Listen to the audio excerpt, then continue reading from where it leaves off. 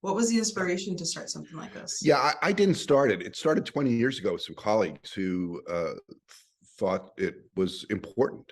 And they've passed it on from generation to generation. And I inherited this course a few years back.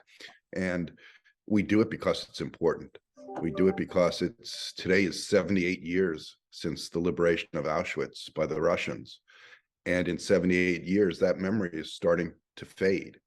And we want to make sure that memory stays alive. And when you take 20-year-olds to these camps, that memory stays alive, not just with those 20-year-olds, but with their children and their grandchildren, people that they will be talking to into the 22nd century. How do you say, all right, we're going to go to these places, these concentration camps, these monuments, these places of history, when we're looking at the totality of what happened, it's many countries, many places that hold great importance and meaning.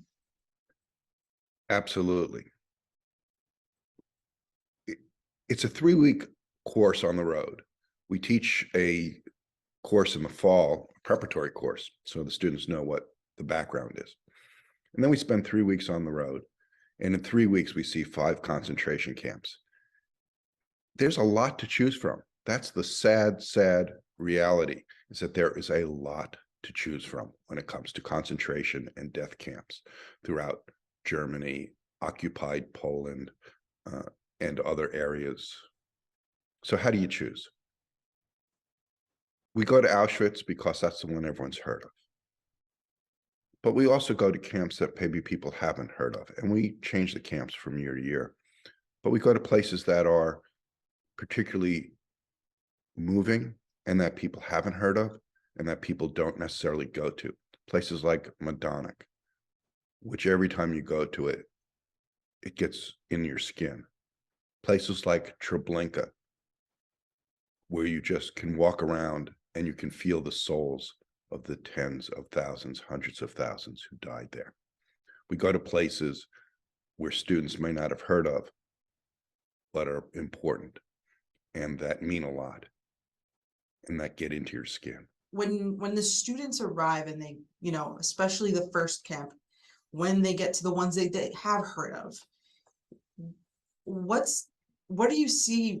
Like, I feel like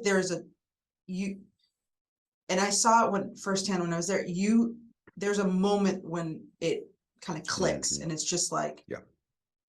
Oh, it's that heaviness settles in. Yeah, you brought up a few things there that I think are very important. I'll go in reverse order. When you're traveling with 20-year-old, 19, 20-year-old university students, they chatter on the bus and they kid around, they clown around and all those things you'd expect. And then they get off the bus at the camp and the silence is palpable. Suddenly the reality hits. Suddenly you can see what's there. And that's that light bulb moment. That's the moment where all of our teaching in the fall course becomes the reality of being on the ground. And that reality is a hard reality. Going in January is special. Going in January is special because you don't have warm weather. You don't have birds singing. It's January. And we go to these camps and we go to the rooms where hundreds of people spent the night in rooms built for tens of people. And the wind whips through those rooms and it's cold, but we have coats on, we have boots on, and unlike the people there, we get to go home. We get to leave. We get to get on a warm bus and go back to our nice hotel room and have hot chocolate. And that lesson is not lost on any of us. We all get it. And that is the moment when classroom teaching becomes reality. Why do you think it's so important for a class like this, for teaching this subject, for remembering the more than 6 million lives lost over basically a 6-year period. Yeah, and in some of the camps, they operated for less than a year and killed hundreds of thousands. It was mechanized murder at a rate the world has never seen. My history professor friends will tell you that history doesn't repeat itself, but it rhymes. And this is the lesson I'd like my students to take away from all this, is the fact that we won't see things necessarily repeat, but we will see these threads, these dots that you can connect from the Holocaust to today. And that if we're not vigilant, if we're not watching, if we do forget, we will be in a world of trouble.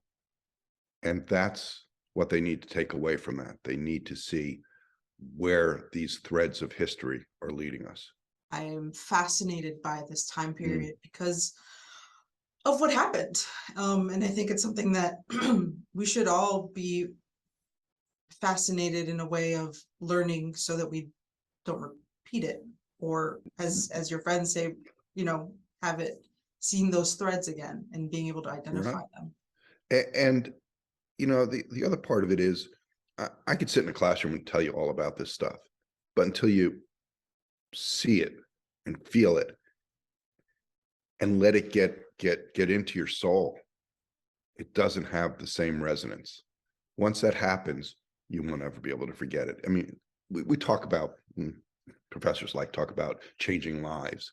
This actually does change lives. This actually does give students a different perspective. This actually does give them a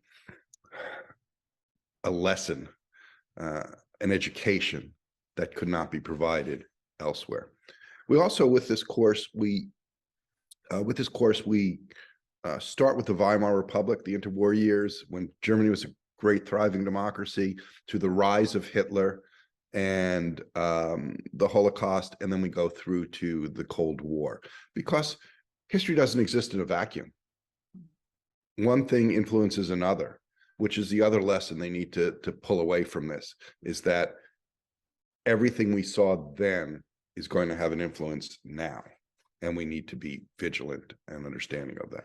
What have they told you of this trip so far, and from previous years as well?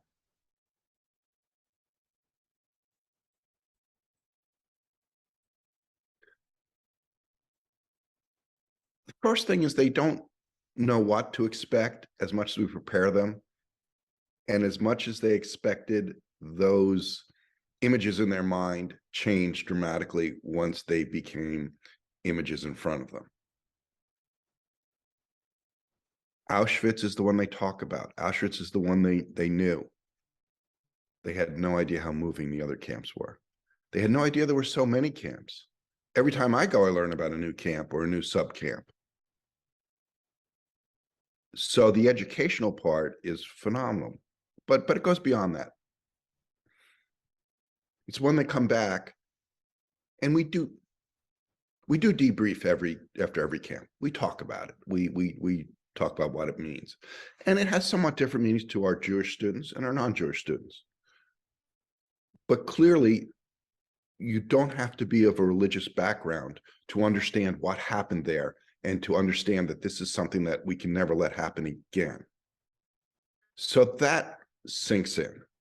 What else sinks in is that while they may, at the moment, not grasp it all, and a week later they may not grasp it all, but I get calls from students a year, 2 years, 3 years later saying, hey, I remember when we were at X, and I was just somewhere talking to someone and telling them about that. Well, that's the great thing about this course, is that those students can then talk to people.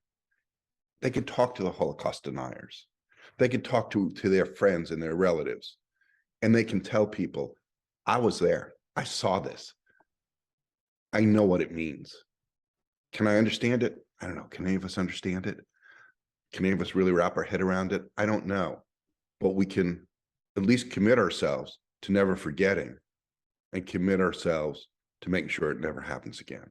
The Holocaust was about the attempt to wipe Jews from the face of the earth. That was the Holocaust. That was the reason the word genocide was coined. Are there many genocides and Holocausts in the world? Of course. We concentrate on this one. And the idea of my Holocaust is worse than your Holocaust it is not a worthwhile game to play. What's worthwhile, what we hope they take away from it, is the idea that this happened. They have to be witness to people who say it didn't. And just as importantly, they have to be witness and strength to those in the future who would try to impose this on others. And they have to be thoughtful, and they have to be analytical about what happened, and to make sure it doesn't happen in our country or any other country in the world. The students who go on this course are special. They had a lot of choices for courses this winter. They could have gone someplace sunny and warm and where they get nice umbrella drinks after class. They chose someplace which is cold, snowy, rainy, and where millions of people were sent to their death. That's a special student who chooses that. That's a student who is committed, whether they know it or not, to making the world a better place. And that's the bottom line with this course. This was an ugly, ugly, horrific time in world history. Never again.